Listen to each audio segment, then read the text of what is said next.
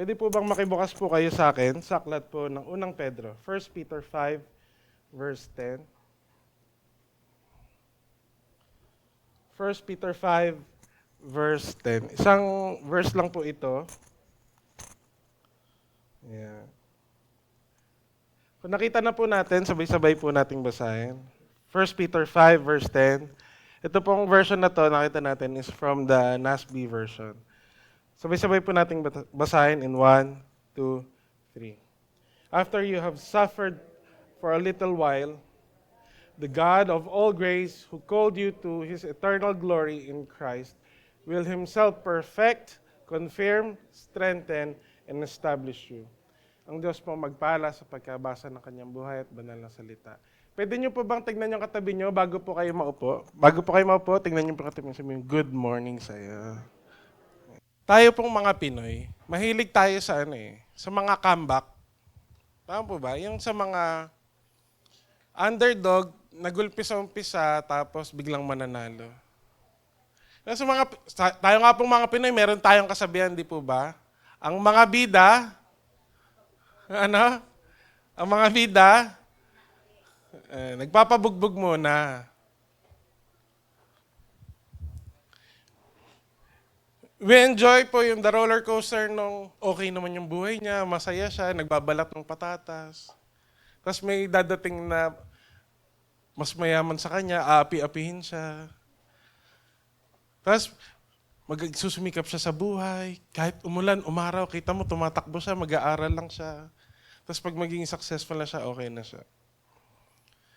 Yung bida natin, binabaril ng 10 baril, tapos hindi siya tinatamaan. Tapos sa kanya, maliit na paltik lang, nananalo pa.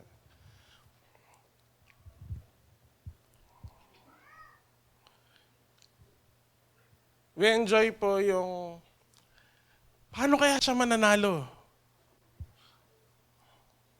Bakit po? Kasi we can identify dun sa problema nung bida sa umpisa. Parang everything is stacked against that protagonist. Lahat ng problema dadanasin niya, lahat ng pang-aapi aabutin niya.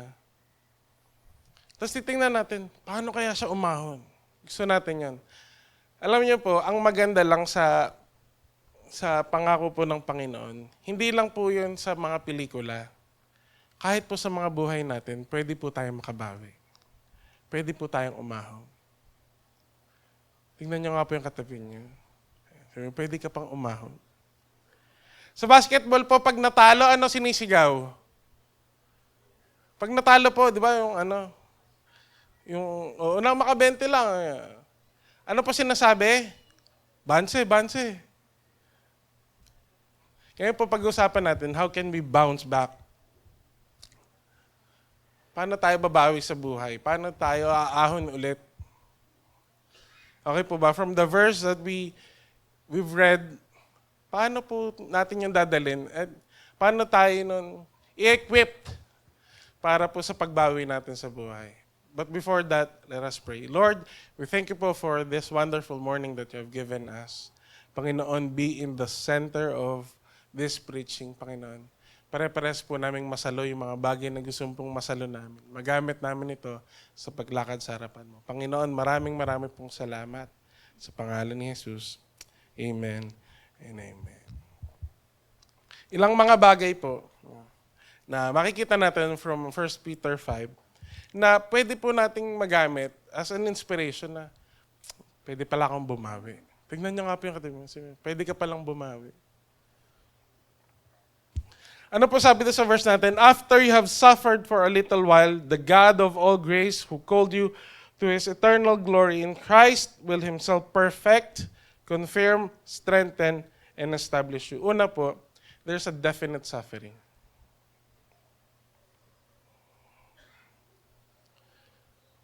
Wala nang intro-intro. Sure po, meron tayong naranasing paghihirap. At lahat po tayo, may pinagdadaanan ngayon.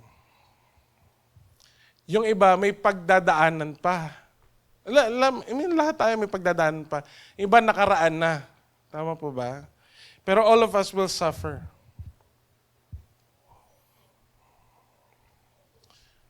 Hindi po yung sugarcoat ng Bible, hindi po yung sugarcoat yun ni Jesus.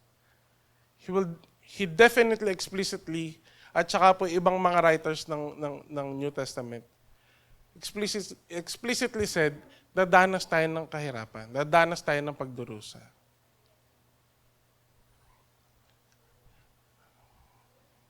Meron pong isang author, sabi ni Ray Ortlund, may 3 daw pong klase ng paghihirap.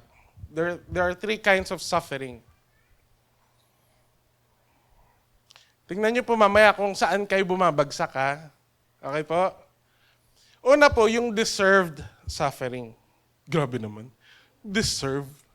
Nagdudusa ka, I deserve. Ano po yung deserved suffering? These are the suffering na consequence po ng mga mali nating desisyon. Everything happens for a reason, at minsan, yung suffering natin, ang reason, ikaw mismo.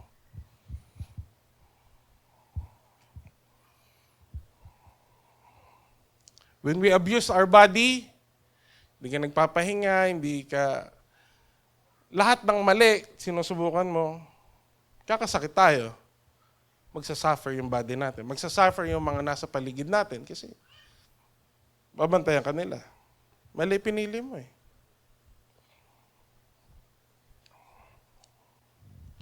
Hindi ka gumawa ng oras para sa pamilya mo. Puro barkada, puro lasyaw. O kaya puro trabaho, puro ganito, puro ganyan. Pero wala kang time sa family. Sa family, they will hate you. And if they hate you, they will suffer. You will suffer. Everyone suffers just because of your wrong time management.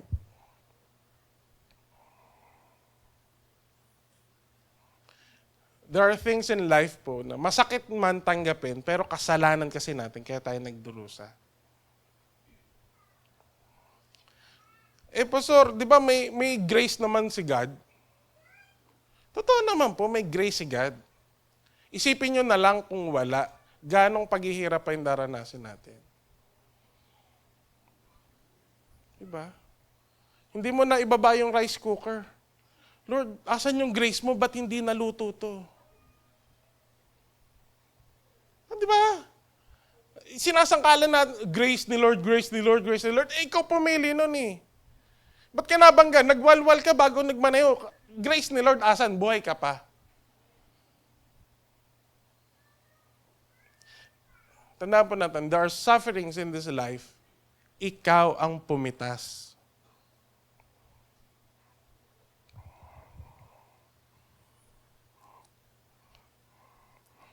There are consequences po sa bawat desisyon natin.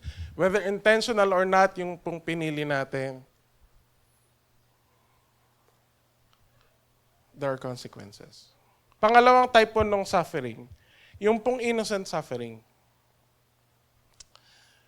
May mga bagay na tayo po yung nagbabayad para sa mga bagay na hindi naman natin kontrolado. Halimbawa po, yung init ng panahon. Sino po bang may kasalanan ng init ng panahon? Wala naman. Talaga lang pong mainit. Pumutok yung bulkan, pumutok yung ganito, yung ashfall. Sino may kasalanan? Wala. Pero people suffer. Minsan po, kasalanan ng iba, desisyon ng iba, tayo nadadamay. The war in Israel, maraming pong mga innocent na mga Israelis, Palestinians ang nadadamay. May kasalanan ba sila? Wala. But their leaders chose that. Halimbawa po, si Ninang Tel, di po ba? Meron po sa inyo nagpahid ng katingko, kaya ng Vicks. Kasalanan po bang magpahid ng Vicks? Hindi. Pero nagsasuffer siya ng hika. Sa amin po, si Seo, pag nakaamoy po ng pabango, matik yan. Sumpungin ang asma niya. Kasalanan niyo po ba kung magpapabango kayo? Hindi po. Pero, maapektuhan siya. Maapektuhan kami na magbabantay sa kanya. There are things in life na ang hirap ipaniwanag. Lord, bakit? Why do we suffer?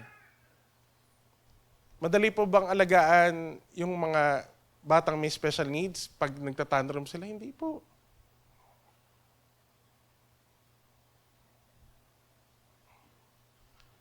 Pero God will give us the grace during those times. God will empower us during those times. Anong gagawin natin? Hindi naman pala natin kasama. Hindi naman pala natin kasalanan. We just have to prepare for it. And then, ano po yung gagawin natin? Wala tayong magagawa. Hindi natin kasalanan. Andyan na eh. Meron pong deserved suffering. Merong innocent suffering. Yung pangatlo po is a righteous suffering. Ito po yung kind ng suffering na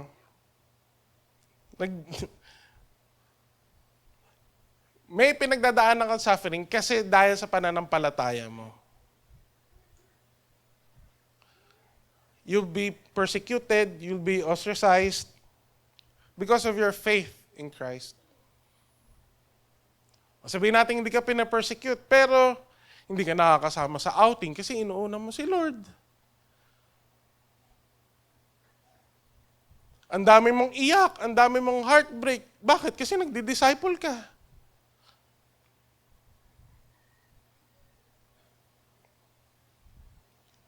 Yung belt mo, sagad na yung mga butas, hihigpitan mo pa. Bakit? Kasi yung last money mo, itatights mo.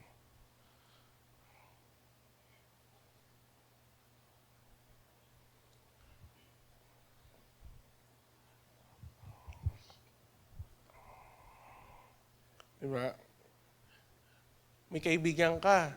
Sineran mo lang ng pag-ibig na Lord, tas ayaw na sa'yo.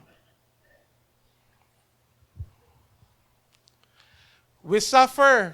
Bakit po? Kasi we oppose yung pong trend ng mundo. Yung buong compound nyo, ito po malapit na naman yung, iba po nag-iingay na, magpapasana sila ng COC sa mga susunod na mga buwan. Yung buong compound nyo tumanggap ng sobre. Tapos ikaw hindi ka tatanggap. Ikaw pa masama. Why? You suffer because of your faith. Alam niyo po, sana hindi niyo po, sana saluhin niyo lang po. It's okay for the world to hate us because of our faith in Christ. Ang nakakatakot po, kakamuhian nila si Jesus dahil sa atin. Ulitin ko po Okay lang nakamuhian tayo ng tao, ng mundo, dahil sa pananampalataya natin sa Lord. Ang nakakatakot po, ang nakakahiya sa harapan ng Lord. Nagagalit sila sa Panginoon. Nalalayo sila sa Panginoon kasi dahil sa atin.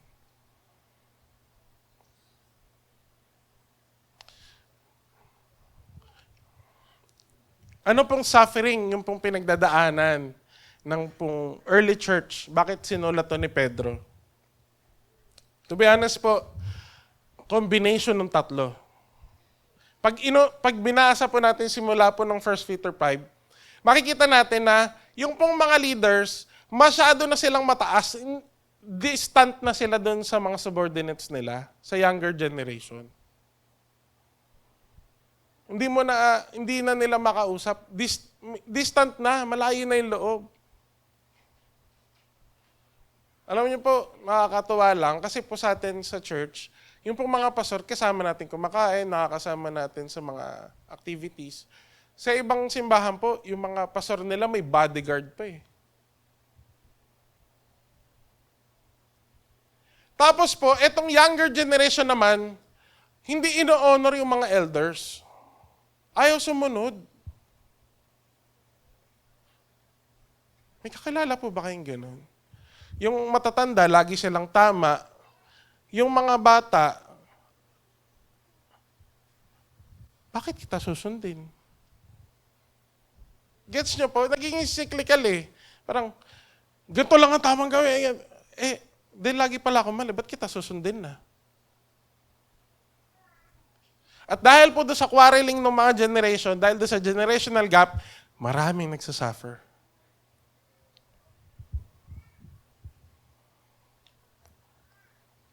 Tapos po, Siyempre, deserve nila yun kasi matigas ulo nila parehas eh. Tapos may nasa-suffer, innocent suffering. Tapos alam niyo po, meron pang persecution sa labas. External force na gusto silang patayin because of their faith in Christ.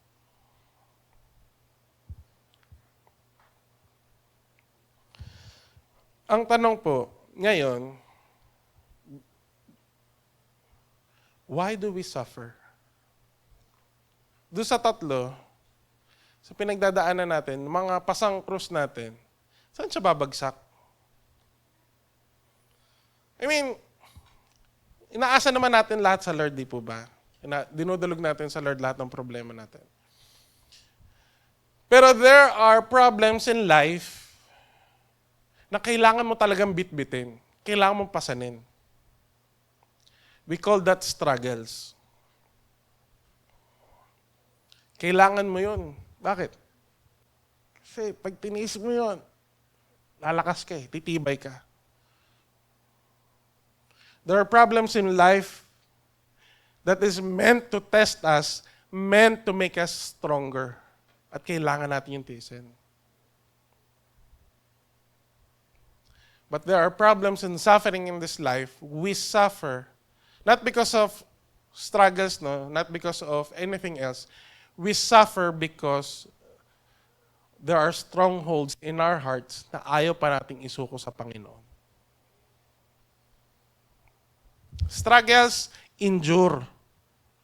Yung pong mga sin and stronghold, kailangang i-end kagad. Bakit ka nagkakasakit lagi? Toma ka ng toma, pre eh. Kulit ka eh. Bakit lagi kang kapos? Makulit ka eh. Taya ka pa rin ng taya eh.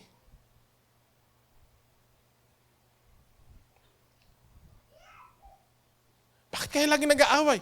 Ayaw mong pasakop sa asawa mo. Ayaw mong bigyan ng time yung asawa mo eh.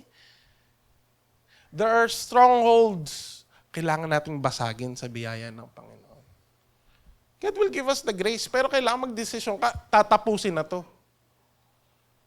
And the suffering will end.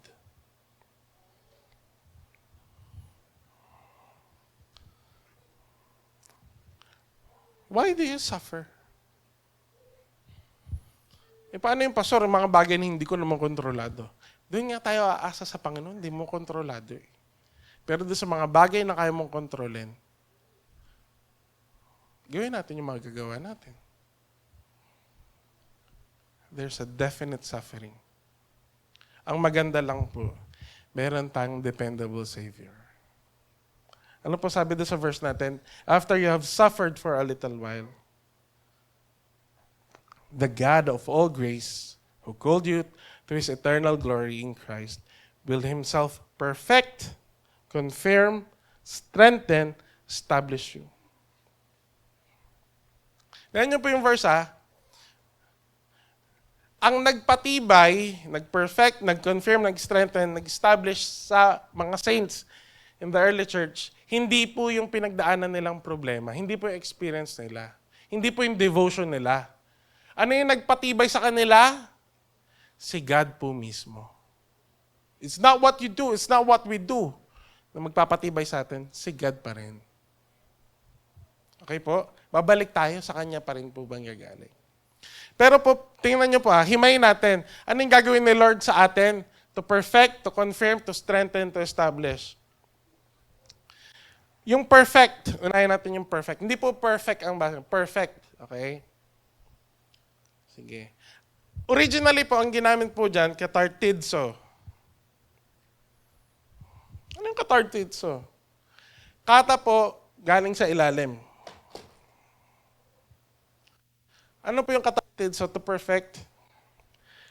Ikaw na bumagsak, nasa baba, ikaw na nasa pangit na lugar, iaangat ka ng Lord.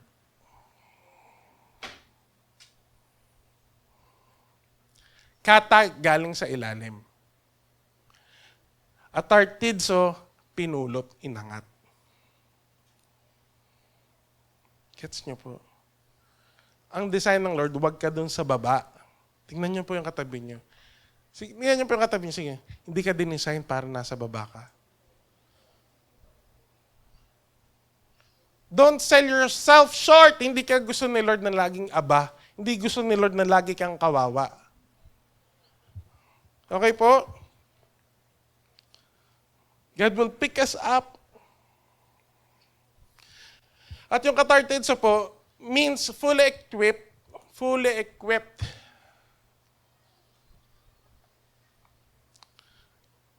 Alam niyo po yan, yung papasok ka sa school na meron kang dalang lapis, papel, may notebook ka, meron kang libro. Tapos nananghalian ka pa o nag-almusal ka. Yun yung katartidso. Equipped ka to learn. Equipped ka to learn something new. Equipped ka to elevate yourself. At a disadvantage tayo pagka papasok ka lang sa school, wala kang kain, wala kang bag, wala kang baon. Hindi yun yung gusto sa atin ni Lord. Yung pagkapulot sa atin ni Lord, to perfect us, katartidso, hindi ka lang niya pinulot, inangat. Babalutan ka pa niya ng grasya niya. I-equip ka niya. Okay po? Kaya pag sabing to perfect, huwag nating sayangin. Pinulot na tayo ni Lord mula dun sa mababang lugar. Huwag ka nang bumalik dun. Okay po? Yung mga gawin nung nandun lagi sa baba, huwag mo nang gayahin. Inahon ka na ni Lord eh. To perfect. To confirm. Ano po yung to confirm? Sterizo. Ano po yung ginamit ng sterizo?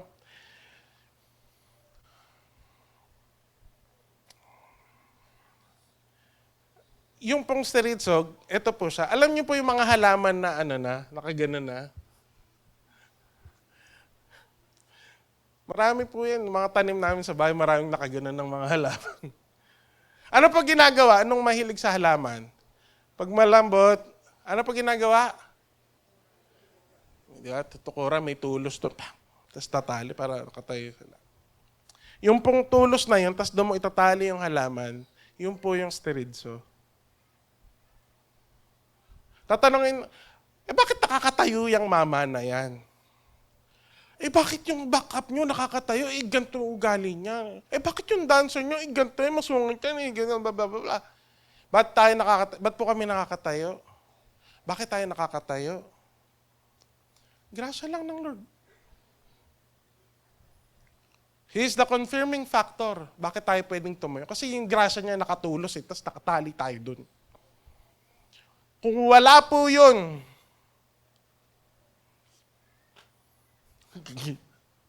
lagpak, bagsak, sabit. For all have sinned and fall short of the glory of God. But tayo nakatayo, it's only by the grace of God.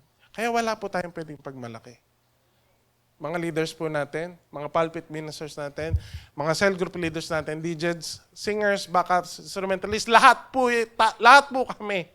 Lahat po tayo sabit pag wala yung grasya ng Panginoon. Hindi tayo makakatayo. Grasya lang po ng Panginoon. That is the confirming factor. Pag inassign po kayo, huwag kayong matakot. Bakit? May grasya ang Lord. Yun yung magko-confirm sa'yo na, sige na, go.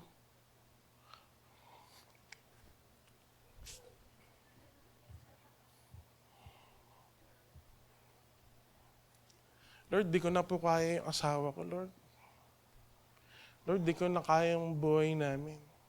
Alam niyo po, hindi lang pagtayo dito yun. Pati sa buhay, meron.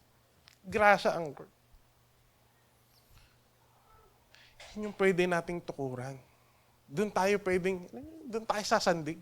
Bakit? Matibay yung tinulos ng Lord na pundasyon eh.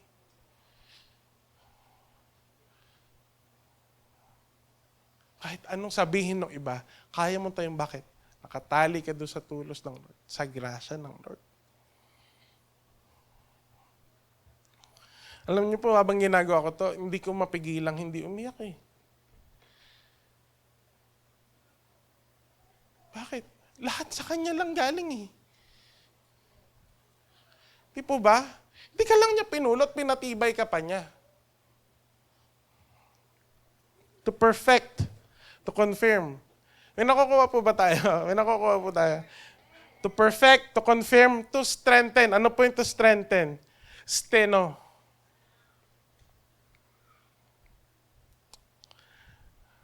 Ano po yung ibig sabihin ng steno? To strengthen, hindi lang para may muscle ka.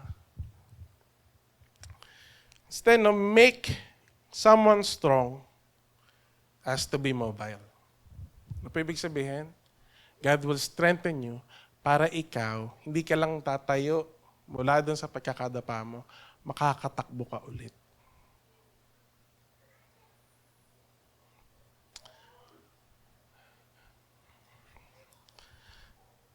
God will pick you up para sa susunod, ikaw naman yung maglalakad ulit. Ikaw naman yung magtutulong na makaahon yung iba sa buhay. Meron po tayong isang youth. Sabi niya, kuya, wala talaga. Kulang ako pero gusto kong sumama sa youth camp. Sabi ko, sige, tara, hanap tayo sponsor.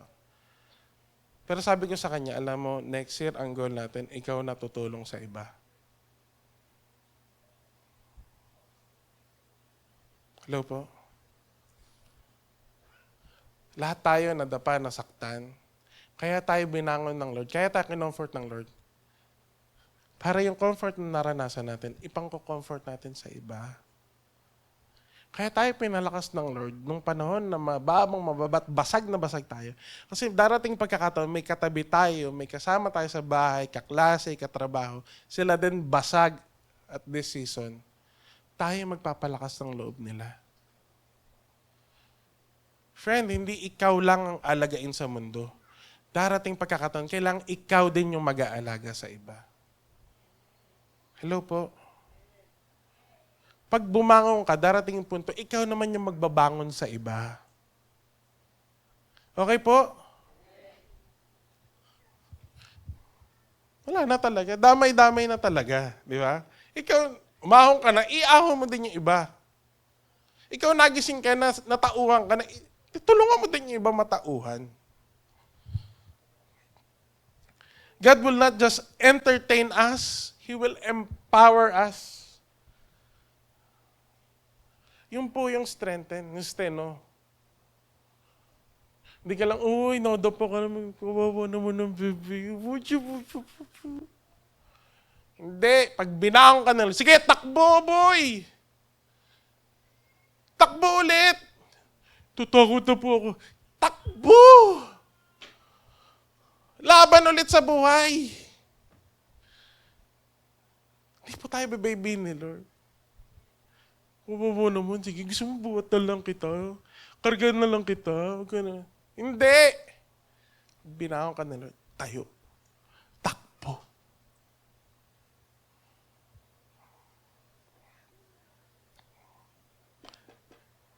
Yung pong sinasabi ko kanina, strongholds, nung inahon tayo ni Lord doon, bibigyan kanya ng lakas, ng grasya niya to break those strongholds. Pwede tayo makawala doon. Ano po yon?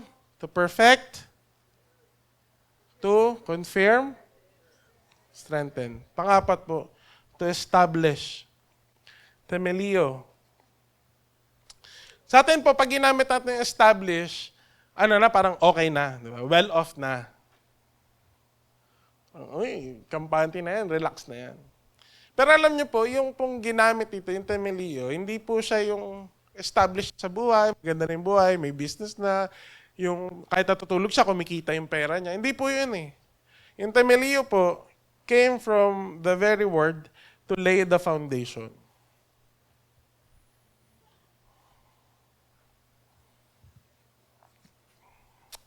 Ano pong ibig sabihin? Di ba, binangon tayo ng Lord, pinalakas niya tayo, kinonfirm niya tayo, binigyan niya tayong grasya para sasandigan natin. Bakit po hinuling to establish? Bakit po? Kasi panimula pa lang yun.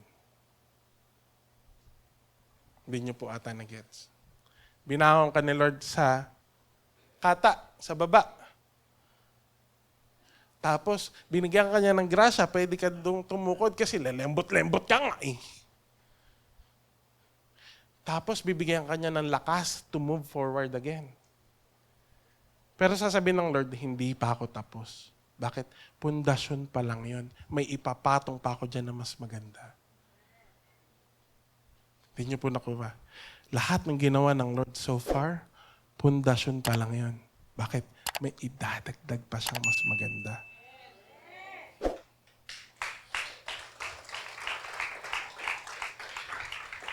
God will do more for you, your family, your ministry.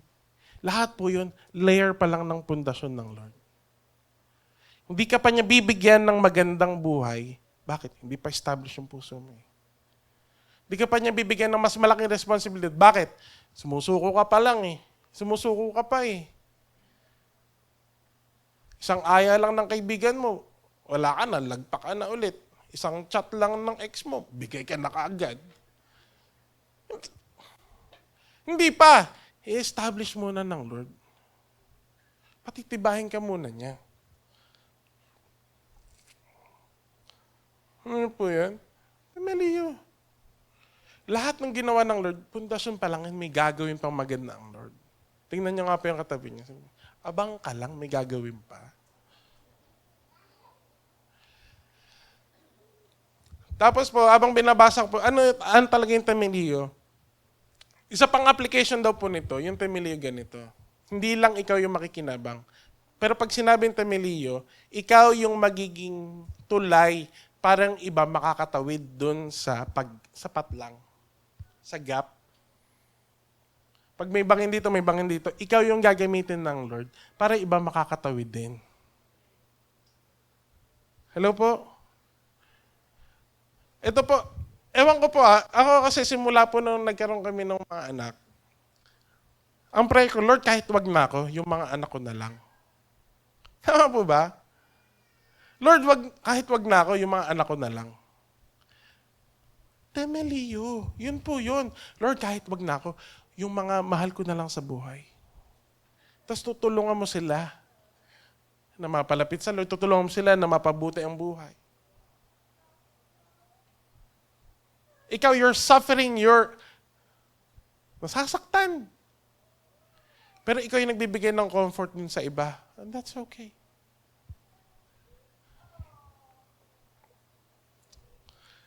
Imagine, God can use you and your story, your struggles, para patibayin yung iba. And that is what we call Temeliyo. God will perfect. Katartidso, di ba? Sa baba ko pulutin ka. Katartidso.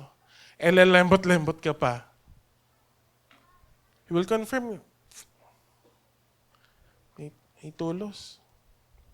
Tapos pag nakatayo ka na, bibigyan ka niya ng lakas. He will strengthen you para makakausad ka na ulit.